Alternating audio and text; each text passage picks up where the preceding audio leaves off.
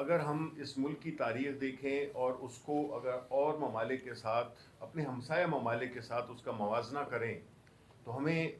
ان میں اور ہم میں فرق یہ ہے، ان کی ترقی میں، ان کی خوشحالی میں اور ہماری بدحالی میں، ہماری سیاسی عدم استحکام، معاشی عدم استحکام، سماجی عدم استحکام، لا اینڈ آرڈر کی سچویشنز، ہماری جو انسرجنسی موومنٹس ہیں، اس سب کا جو جڑتا ہے وہ یہ ہے کہ جو ہمسایہ ممالک ہیں انہوں نے اپنے ممالک میں ایک فری اور فیئر الیکشن کرایا ہے، جس سے کہ حقیقی عوام کے نمائندے ان کے پارلیمان میں بیٹھے۔ ہمارے ہاں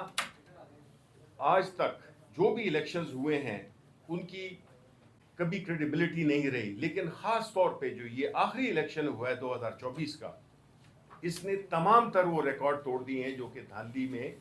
کیے جاتے ہیں۔ اور ایسے لوگوں کو ہوتا کیا ہے، جب وہ لوگ پارلیمان میں بیٹھتے ہیں جو کہ اصل عوام کے نمائندے نہیں ہوتے،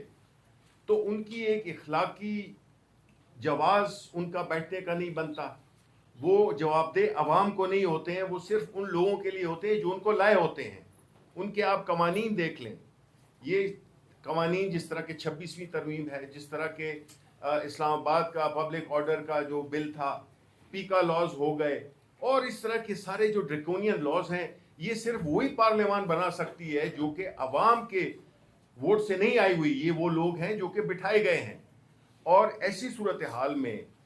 ایک جو اس کا کانسیکوینس ہے، جو اس کا ایک نتیجہ ہے، وہ یہ ہے کہ ملک میں جب سے خاص طور پہ 8 فروری کے بعد جو ملک میں ایک سیاسی عدم استحکام نے جنم لیا، اس نے معاشی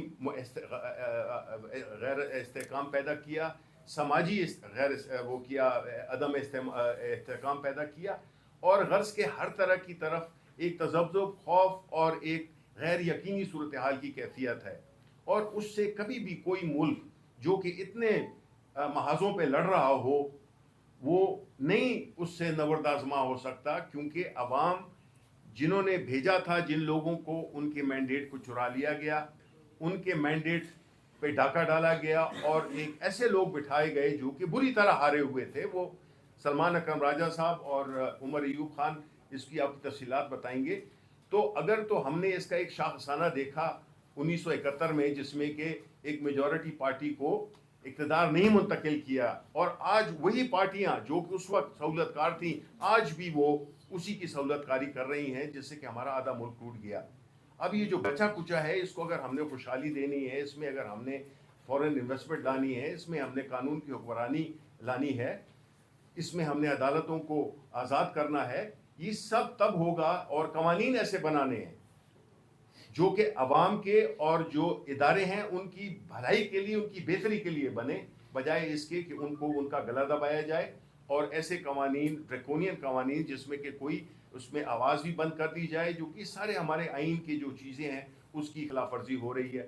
تو بنیادی اصل مسئلہ جڑا ہوا ہے ایک دھاندلی زدہ انتخابات، پھر دھاندلی بھی ایسے نوعیت کی کہ جس کی کہ ساری رپورٹس جو کہ ابھی بات کریں گے، تو ہم افورڈ نہیں کر سکتے جب تک کہ اس ملک میں فری فیئر الیکشنز نہیں ہوں گے، جب تک کہ election commission of Pakistan party نہیں بنے گا، جب تک کہ وہ اس کا سہولت کار نہیں بنے گا اس قسم کی ایکٹیویٹیز کا، تو یہ ملک آگے نہیں جا سکتا، اس ملک میں سیاسی استحکام نہیں آ سکتا۔ آپ بھلے کہتے رہیں کہ آپ نے اکانومی بہتر کر لی ہے، لیکن جو اصل لوگ ہیں، آپ لوگ ہیں، ہم سب ہیں، عوام جانتے ہیں کہ اکانومی کی کیا صورتحال ہے۔ بہت بہت شکریہ۔